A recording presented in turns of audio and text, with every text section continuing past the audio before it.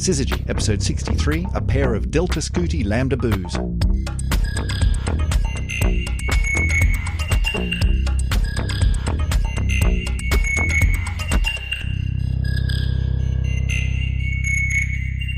Well, welcome back to another edition of the Syzygy podcast. This is episode 63, and it's an interesting one because, you know, normally I'm sitting opposite her at her office table, Dr. Emily Brunsden. We're not in your office, Emily. Where are you at the moment? Well, I'm in the dining room. But not my dining room. No. I'm up in the box room upstairs, but not in your... Where are you? I'm in Preston at the moment. I'm in lockdown. You're in Preston. Right, and I'm in lockdown in York. And so even if we wanted to get together to record this podcast, as we normally do in the same place at the same time, we can't do that because that's not allowed anymore. We all have to, social distancing, self-isolation, where we're all distanced and isolated at this point. How you doing? I'm not too bad, actually. It's a nice sunny day. I had lunch outside on the terrace, had a cheeky cider with lunch, not something I normally do at work. So well lubricated for a podcast recording then. Well done. Yeah. Yeah, it's a nice day today. I'm looking out the window and it's blue skies and I'm thinking I could actually do this a bit more often. I think this is not a bad thing. Should we give it another 3 weeks and see how we go? Yeah, I think after a couple more weeks of lockdown with my entire family in the one house, that could get a bit much. I don't know.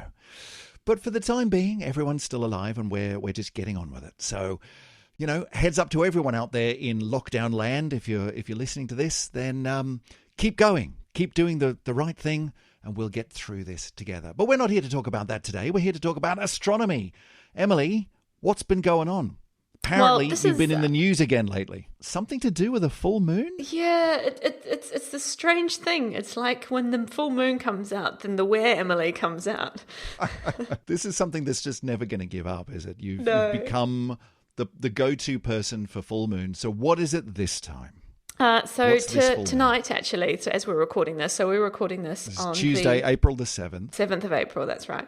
We have our third out of 4 supermoons of 2020. Wait, there's another one still to go? We've got another one in next month. So, you know, if you've missed it this month, then keep your eyes and ears out for next month's supermoon. So backing up, when was the first one? Was it January or February? January, yeah. January, and that was. It must have been February, March, April, May. 4. Was it the snow moon in February, or was it something else? It was the plant moon, the bird so what's moon, this one? the second lockdown moon. Is that a one? It's the COVID-19 moon. What's this one? This one is the pink moon. The pink moon, of course it is, because all the flowers are coming out, and so it's a nice shiny pink colour because of all the reflected light from the flowers. Is that how that works? Yeah, not quite. Sure. Why not?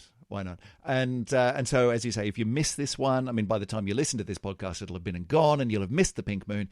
But coming up next month, there's another one, another supermoon, which is the what? I don't know. It's got another name. Worm. Got another name. Worm. I feel like worm is a good one. Super worm moon, super pink worm moon, one of those. Anyway, so you've been contacted about this? You're having a chat to some journalists? Yeah, so I had a chat with the press office this morning, and got a couple of radio interviews perhaps this afternoon. So we'll I'll reassure everyone the moon isn't going to turn pink. It isn't going to crash into the earth. It's just going to look really nice in the night sky, and maybe it's a good time to start some backyard astronomy. Have you managed to squeeze in any really good nonsense bits to this story? I mean, after doing 3 out of 4, after doing 3 out of 4 of these, surely by now you must be crowbarring in the thing you don't know about the moon is this: it's actually made out of aluminium. I don't know. Like, could you get something in there? I did sneak in a cheeky thing saying the moon is going to be its biggest at 3:30 in the morning. Oh, in order to get people out of bed? I'm hoping for it. At least a couple of people might fall for that one.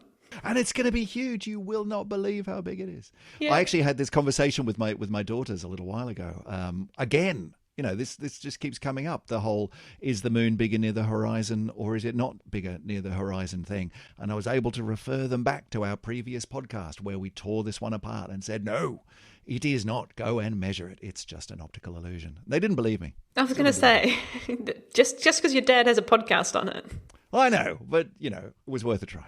Worth a try. If I can't stamp out a misconception in my own household, what hope have we got anywhere else on the planet? Anyway, so that's moon news. What are we talking about today, Emily? Something to do with a lopsided star. Yeah. Talk me through this one. What's going on? A wobbly star that's only wobbling on one side. Which, forgive me for saying so, doesn't sound like the sort of thing that a star should be doing. So, what? Well, this is really, really exciting. So this has come from some work from a group of astroseismologists. And not just any old astroseismologists. In fact, the lead author of this paper, Gerald Handler, was actually my external examiner for my PhD. So this is right in your wheelhouse, Emily. This is really, I can tell this one's got you excited. Oh, well, it's done by some of the best astronomers in the world, of course. Of course. Well, they gave me a PhD, so, I've got to pay some respect back. Fair enough. So astroseismology, which we will remember, is like earthquakes except on stars. Starquakes, you're studying how the surface and the interior of stars are wibbling and wobbling about. Yeah? Yeah. And this is a star that's pulsating on just one hemisphere, if you like. And it's the very first one we've ever discovered that's doing this. That does sound a little bit odd. I mean, I know on Earth we do get earthquakes that happen in particular places, right? That there is an earthquake off the coast of, Japan or something. And that's very localized. But, I mean, the shock waves go all around the planet and you can pick them up elsewhere. I don't tend to associate that kind of localization with a star.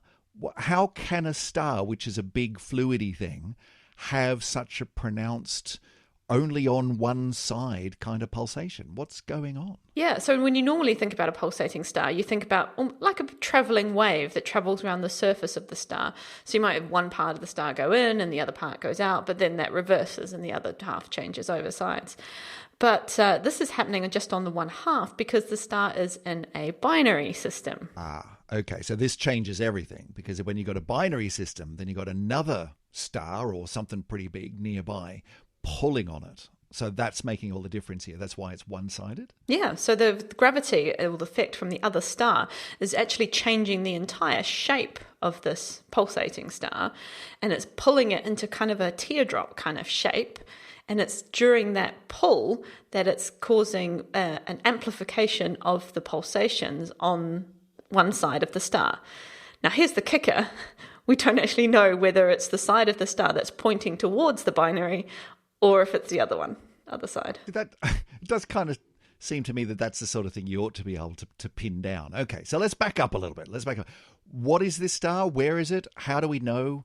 Give us some details. Yeah, so this is a great star. It's HD 74423. Might be one of your favourites. Yeah. It was observed with the TESS spacecraft. So this is the Transiting Exoplanet Survey Satellite, our favourite space telescope on Syzygy. And the cool thing was that this particular star was first looked at by some citizen scientists who were looking at the light curves of all hundreds and hundreds of different stars and just trying to say, well, should we find something interesting? What's different? What's new? What haven't we seen before? Were they looking at data from TESS? Or is this prior to TESS? Oh, right, okay. Yeah, so no, the TESS data are public. You can go and have a look through them and, enjoy them to your heart's content. So some citizen scientists were looking at the data, picked out this particular star and said, hey, this is doing something that's a little bit weird. Why don't we have a look at this? And got some astroseismologists on board and then figured out what was actually happening. So, cool. And of course, TESS is, it's the Transiting Exoplanet Survey Satellite, but what it's looking for is interesting changes in the brightness or other variables of the stars. And so, we talked about this before. That could either be a planet going across in front of the star, or it could be something else. It could be, as in this case, a star which is doing a bit of a weird wobble. And so you could use the same telescope to find stuff. So you're quite right. So if you want to see the very, very small drop in light that you get from a planet passing in front of a star, then it turns out you stare at that star and measure its brightness over time. But if you want to measure how that star is pulsating, you also stare at that star and measure its brightness over time. So it's very, very useful to have the one mission that does lots of different types of science. Which is very cool. And I remember when TESS launched, your particular excitement about it was not just, hey, we might find some really cool planets, but it's going to be really useful for all of this stuff as well, which, as we mentioned, is right in your wheelhouse. Okay, so it was found by some citizen scientists, and they threw it to the astroseismologists, and what have they found? Okay, so this was a known binary system, and it's actually a really interesting binary system all on its own anyway. So there's two stars, we call them A stars, which is the type of star that's there. A star means that they're a bit bigger and a bit hotter than the sun. So while our sun is something like 6,000 Kelvin, 6,000 degrees on the surface, these types of stars might be around 8,000 on the surface. So a bit hotter and a bit bigger. Okay. I think, for example, the HD 74423, is about 1.7 solar masses. So just a bit over 1.5 times the mass of the sun. So it's a bit bigger. It's not sort of stupidly big supergiant or anything like that. It's just a bit bigger than the sun. Okay. Yeah. And these two stars are in a really, really close binary. So the binary orbit time is less than 2 days. Well, that is close. So how far apart would they be relative to stuff that we know, like, our own planets? Mercury, for example. I mean, Mercury's got an orbital period of what did we say? Months? 88 days. 88 days, right. So this is a lot closer than Mercury. These are really in nice and tight. Yeah, these are really, really close. So they're similar to kind of some of the closest exoplanets that we have. Wow. But during this orbit, so it's just over 1.5 days in total, the time that the two stars take to orbit each other, they change distance from each other. So it's in what we call a centric orbit. So at some points they're really, really close together, and then at some points they move further apart. So I did get some really, it's pretty amazing. So you can go from, in some cases, having just a few radii of the stars apart, all the way out to being 10 times or more that distance. Wow. That's really close. Like, you'd expect at that point that they'd be pretty much tearing each other apart. Well, they're actually starting to, which is why you get this kind of teardrop shape. So when the stars are nice and close, then you get this sort of tugging onto the star. And so that's what's causing this amplification of the pulsations. Now, the pulsations themselves are kind of ordinary sort of pulsations that we would expect in some of these types of stars. They're called delta Scuti pulsations. And delta Scuti stars are kind of one of the bigger types of classes of pulsating star. We know lots and lots of delta Scuti stars that we are studying that are also these A stars. It turns out that not all A stars are pulsating, but we don't quite know the reason for that. But lots of them are. And so they have these types of pulsations. But what happens is that the amplitude of those pulsations changes in step with the orbital frequency. Right. So just pulling that one apart then, if you've got an orbital frequency which is changing, sometimes it's closer and sometimes it's further away, is that what you mean? Then that's going to mean that you're messing around with those pulsations somewhat. Yes, yeah. So, a good handy thing to think about in relation to this would be the Earth and the Moon and how we get tides from that system. Yeah. So when you have the Moon, you have a tide which is on the side which is closest to the Moon, and that's gravity pulling up kind of the surface of the Earth, or the tide, the oceans of the Earth. You get another tide on the opposite side, which is caused by the inertia of that whole system. So you can imagine this is in a similar way. You get this sort of teardrop bulge, which is always on the side of the star which is facing its companion. Now, in this case, we think that this is a fairly circular-ish orbit, so it might not be quite as extreme as some of the other binary pairs, like these ones that change 10 times by radius. But it's at least you've always got one side of the main pulsating star that's facing its companion. Right.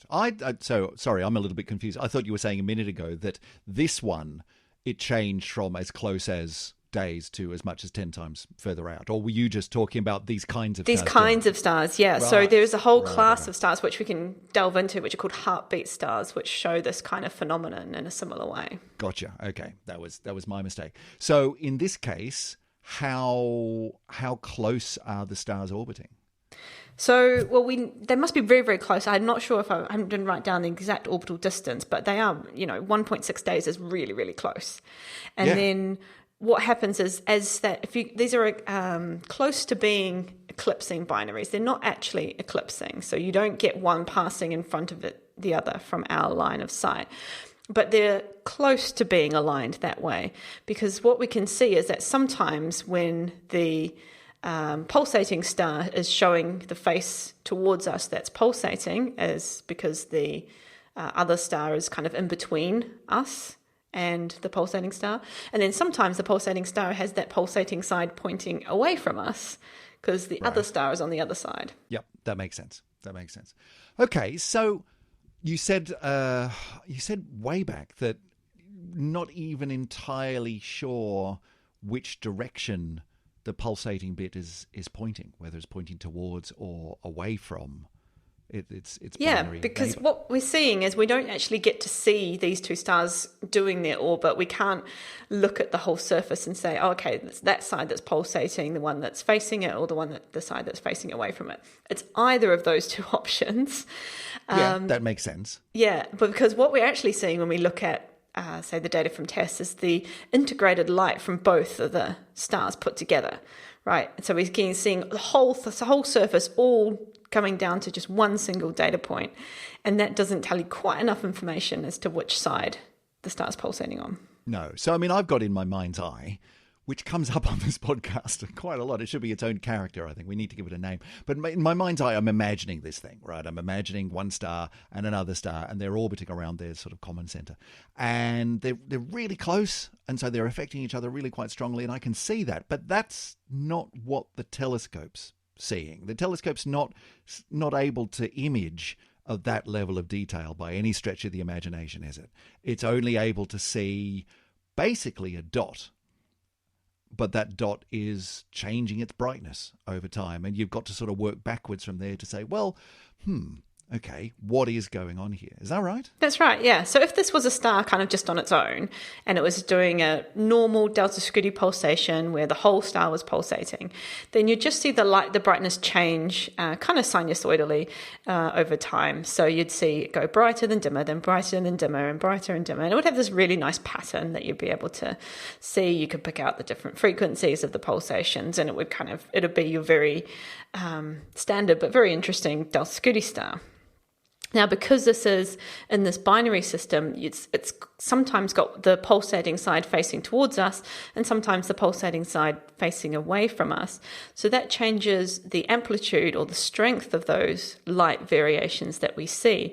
And in this case, it's pretty dramatic. It's by a factor of 10 times. Wow. Okay. So, I mean, it's just occurred to me. I mean, getting away from this teardrop-shaped star at all, you're detecting the fact that it's a binary star system, and you said it was already known that it was, presumably because you're seeing a periodic variation of the brightness of the dot that you're imaging, right? It's still just a dot. You're not seeing the two dots separately. You're not seeing the two stars, and they're incredibly close together anyway. But you are seeing a periodic variation on that, which is the orbit of the two stars around their common center. Yeah? Yeah, that's right. But then you're looking on top of that to see deeper within this signal the variation that's due to one of these stars pulsating on top of that variation already. Is that right? Yeah, so the variation from the binary, we can't actually just see from the brightness variations directly, because it's just, you just get to see the sum total of the light from the two stars. It's just all mixed together into one single data point. Okay. When you can see that is if you do spectroscopy, because what you do is you break up the light into different colors. You get to see what we call spectral lines, and those are, you get in the spectrum of this system, you get two independent sets of lines that are moving differently. So one star's moving towards you, one star's moving away from you. So one star looks a little bit bluer in its spectrum, one star looks a little bit redder, and then that changes over as the binary goes round. But they have their own specific fingerprint. So it's like each star has got its own characteristics within the spectrum, its own lines coming from its particular mix of chemicals within the star. And you're able to say, no, that bit there, that's that star. And this bit there, that's that star. And one of them's moving away and one of them's moving towards, and then they swap places. So that's how you tell that it's a binary. Yeah, and that's how you can measure the period of the binary very, very accurately without even going to the test data. So that was known beforehand. And then once you go into the test data and you start saying, well, hang on, it looks like the amplitudes of the pulsations here are changing. Oh, and they're changing at exactly the same period as the binary period, then you start to get suspicious. Gotcha. So is this the first time that this kind of thing has been seen? Have we seen this kind of weird one-sided pulsation before? We haven't ever. So this is the very, very first one. They were, however, predicted decades ago when we started thinking about what pulsations might look like in lots of different types of stellar systems. Well, there was no reason to think that if you had a close binary that would interact with the pulsations and cause one half of the star to pulsate with a higher amplitude. So it's very exciting that we finally found them. Yeah, that's cool. So there presumably must be others out there. I mean, there must be loads of candidates of binary stars which are orbiting reasonably closely. We've seen a lot of them. I mean, do I remember correctly you saying that there are a lot of binary systems out there? Yeah, well, we think more than half of all stars in our galaxy are in some kind of binary, maybe even triple, or even up to, I think the record is about 6 stars in one system at the moment. Which is nuts. It's crazy. It's really difficult to imagine as well, because it's not kind of just 6 stars orbiting all the same thing or orbiting each other. It's kind of pairs, so they're all paired up. Yeah. So pairs orbiting with pairs around pairs, and weird. So worth looking at the Castor system for that one. At what point does a 6-star system just get called a very small galaxy? I don't know. Very odd. So but my question was that there must be like loads of candidates for this. If this is the first one of these weird kind of teardrop-shaped blobby things that we've seen, there's got to be other candidates out there. Yeah, well, interestingly enough, we found this whole system, or this whole class of pulsating binary stars called heartbeat stars several years ago. And these are stars that are, again, pulsators in binaries, but they're just slightly different. So these are ones where there might be these eccentric ones, like I mentioned before. So you can go from a few times the radius of a star out to 10 times that. In these systems. And what that does is when the star's close, it tidally excites gravity modes, so slightly different types of pulsations, which then resonate across the whole star. And what we see in those cases is we get to see lots of really high resonances of the period of the orbit itself. So if you were to imagine looking at what these stars look like in terms of their light curves or their change in brightness over time, they kind of look a little bit like electrocardiograms. Oh, right. So it's really cute thing. What you're saying is you can see you've got this very clear orbital period of the binary system, and what you're seeing various multiples of that, various harmonics of that, sort of layered on top of each other, as all these different kinds of wobbles are adding up on top of each other. Yeah, that's exactly right. So like you have the harmonics in a musical sense, and you get the harmonics of these pulsations in a similar way. And and then when you take the light curve, it looks like this kind of cute little echocardiogram, like a heart, which is why they're called heartbeat stars. Right. I've only just pieced that together. Yeah, that makes sense. For once, astronomy's come up with a really quite nice title for something. It's nice, isn't it? Well done. Yeah. Well done, everyone. So those heartbeat stars are showing pulsations that kind of get excited by the tidal effects themselves. So they're the same frequencies, but they're just higher harmonics of the orbital period.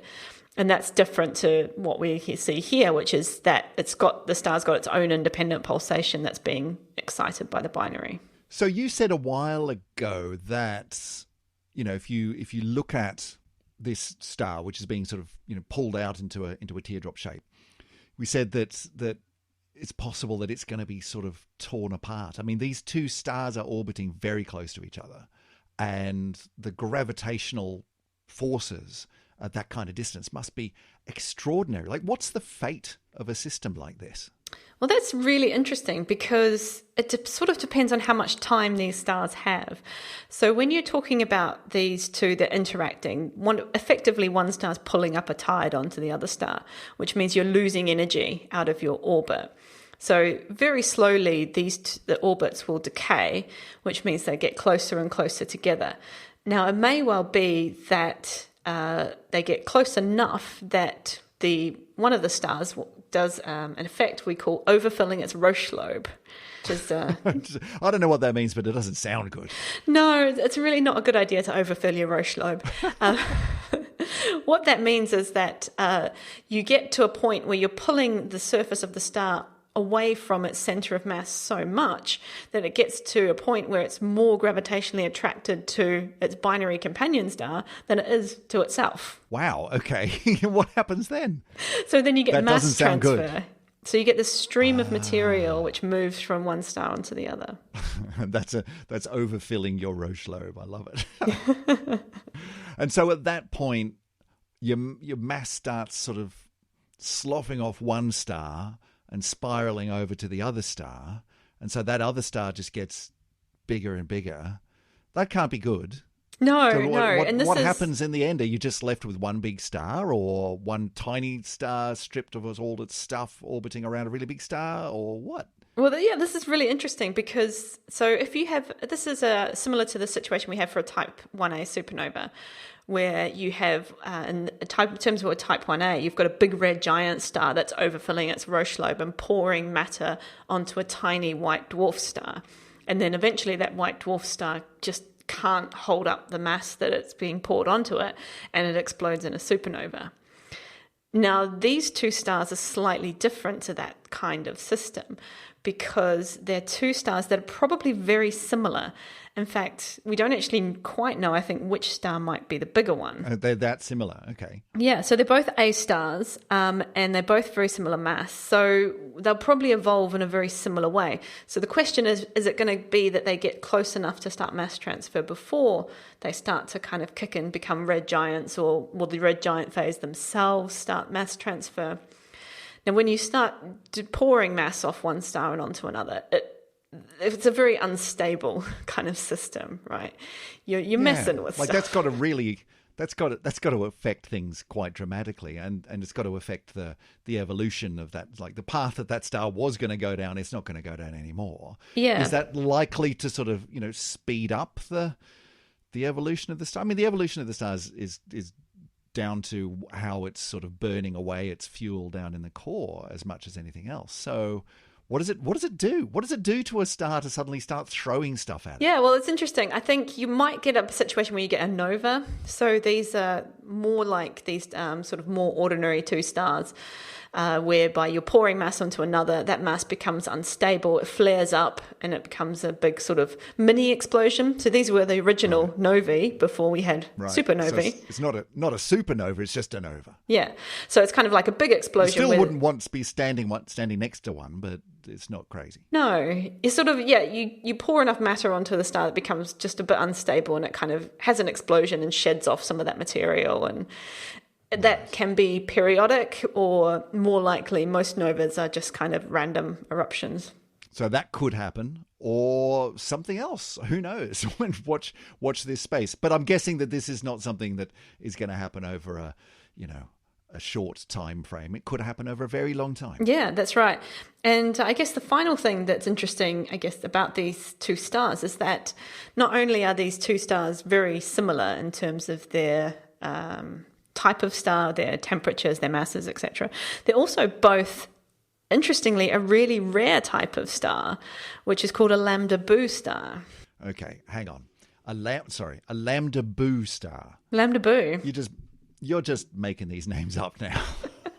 Tell me, Emily, what is a Lambda Boo star? So Lambda Boo stars are named after the first star that was discovered to be like this, which happened to be Lambda Bootis. Of course, okay. So they're called Lambda Boos. What they are is they're extremely metal poor stars.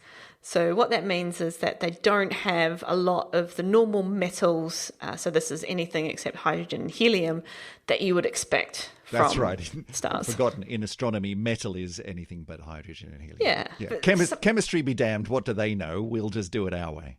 Exactly. So, hydrogen and helium are pretty much the only things that matter, and then the rest is just stuff. I mean, to be fair, it is an extraordinarily large amount of the universe. But anyway, so when you're talking about metal-poor stars, you're talking about stars which are almost exclusively hydrogen and helium. Yes, that's right. Yeah. So for some reason, they didn't get all these other metals like iron and magnesium and that sort of thing. And that's really weird because they kind of should have. They're not super old stars. They're reasonably young stars. So a normal A star will have a lot of this stuff. There should have been enough of this other stuff kicking around at that point for the star to have a lot of not hydrogen and helium, a lot of the astronomical metals. But these don't. And you're saying both of the stars seem to be that kind. Yeah, and maybe that does kind of make a bit of sense because both stars in this binary were formed probably from the same cloud of gas and dust from the interstellar medium. So you'd expect them to have very similar compositions. That makes sense. And although we haven't quite really figured out 100% where these Lambda Boo stars sort of come from, one of the suspicions is that maybe they've accreted a whole lot of gas from the interstellar medium that was, for some reason, metal poor. So they're just sort of hoovered up. Is it a matter of being, in a place at a time? There isn't really any other reason than these stars formed in a place where that just happened to be what was around. And they hoovered up a bunch of gas and dust, and that's what they got. Yeah, for some reason. And we don't really quite exactly know that reason. But it's quite interesting. So less than 2% of A stars, so this type of temperature and mass of star, are actually these Lambda Boo stars. And it turns out that now we've got not only a pair of them that are really interesting, we've got a pair that one of them has these delta Scuti pulsations. And it turns out that they're only on one side of one of the stars. So it's one of these amazing systems that it's just piling on interesting stuff on top of one another. Okay, so Emily, I can see now, after we've been chatting about this for the best part of half an hour, I can see why someone in your particular field would get excited about a teardrop-shaped pair, or one of a pair of stars which are themselves interesting stars to look at. But I kind of got to come back around to say, this appeared in the newspapers. I saw this actually out there in the mainstream press. Why do we care about this? What's the bigger picture here?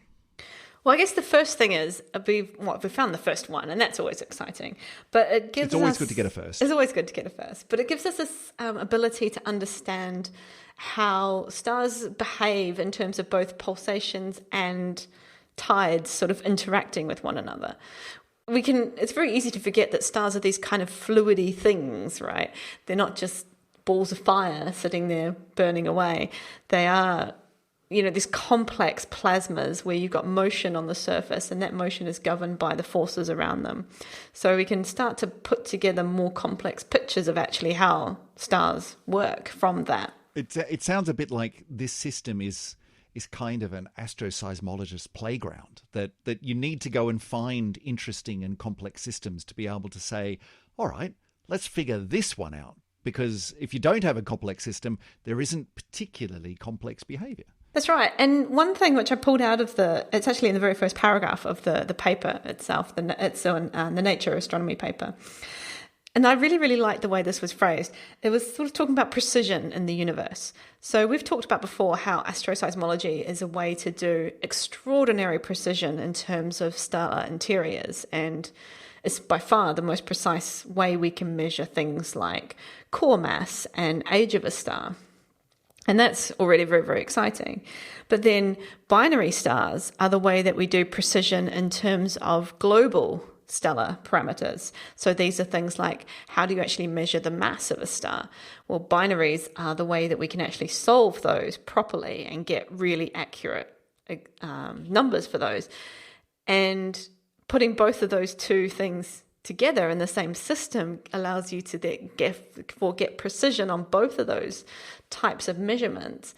And it's from these types of systems that we then extrapolate and draw our models of all the other stars that aren't in binaries and all the other stars that aren't pulsating. That makes sense. When you think about it from the point of view of, a star, when you're observing it, really is just a dot. And all you can do is say, well, let's see what we can figure out from the light that's coming from that dot.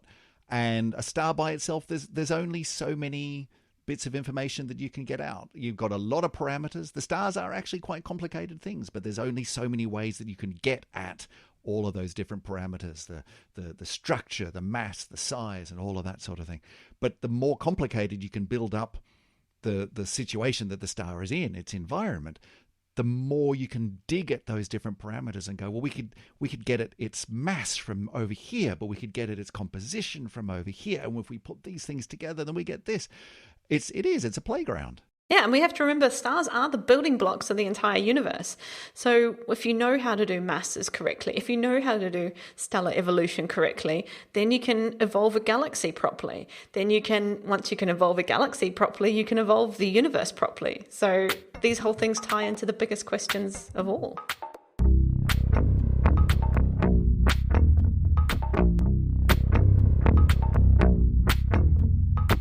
All right, well, we've got to wrap this one up for today. It's nice to be back in the podcast saddle again, Emily. We had a little bit of a break while the world shifted on its axis slightly, trying to figure out how do we operate in an environment, in a world where no one's actually allowed to go to work anymore, except for the people who are saving people's lives and keeping those people fed and so on. So it's nice to be back doing a podcast, is my point. It is. And you don't smell as much this way. Ah, thanks.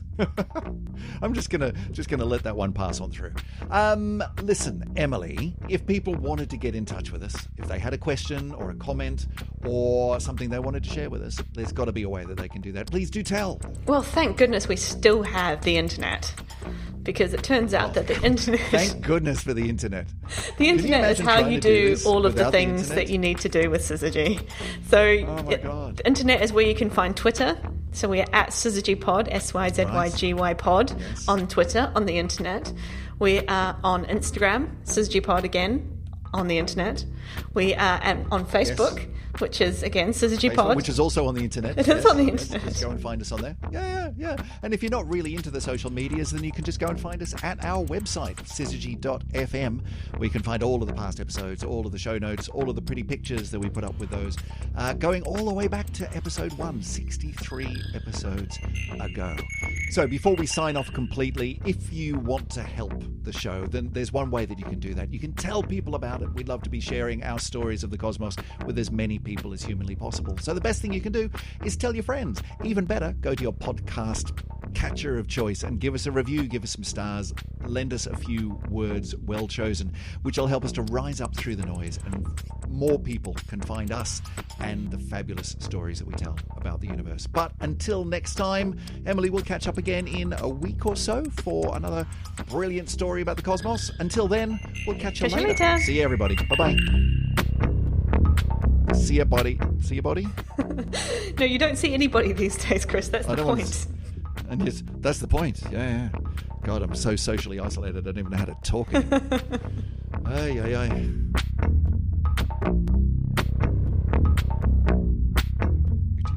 Scuti, Lambda booze. I mean, this sounds like something from the Teletubbies. Really? You really need to come to some of my conferences. It's just silly. Just silly.